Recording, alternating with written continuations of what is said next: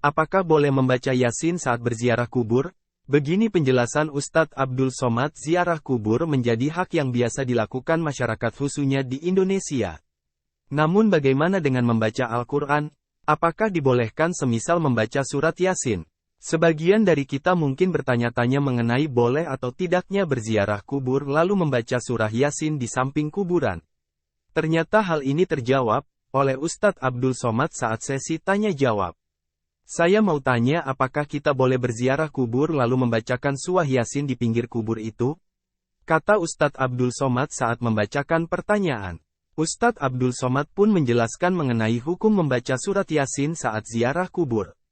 Bukan nama kitabnya, Ar-Ruh sudah diterjemahkan ke bahasa Indonesia, Roh, Kitab Roh, ujarnya.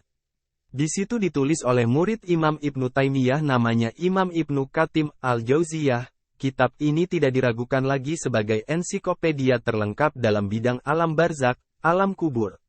Di situ disebutkan tentang riwayat Imam Ahmad menyetujui orang yang membaca Al-Quran di samping kubur, lanjut Ustadz Abdul Somad. Dijelaskan Ustadz Abdul Somad awalnya ada larangan membaca Al-Quran saat ziarah kubur. Namun hal itu akhirnya dibolehkan dengan beberapa dalil yang membolehkan membaca Al-Quran saat ziarah kubur. Awalnya Imam Ahmad melarang, lalu kemudian orang itu berdalil bahwa Abdullah anak Umar bin Khattab pernah berpesan, nanti kalau aku meninggal dunia bacakanlah ujung Al-Baqarah pada bagian kepala, awal Al-Baqarah pada bagian kepala, ujung Al-Baqarah pada bagian kaki.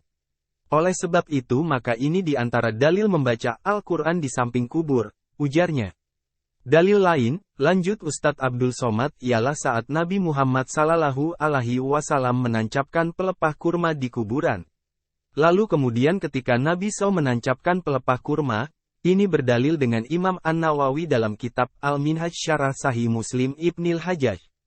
Pelepah kurma yang ditancapkan ke kubur, bertasbih, tasbihnya sampai kepada orang yang meninggal dunia. Kalau tasbih pelepah kurma saja sampai apalagi bacaan Al-Quran orang yang beriman, maka membacakan Al-Quran untuk orang yang meninggal dunia bacaannya sampai, baik dari rumah, maupun di samping kubur. Wallahu a'lam bis-shawabi, katanya.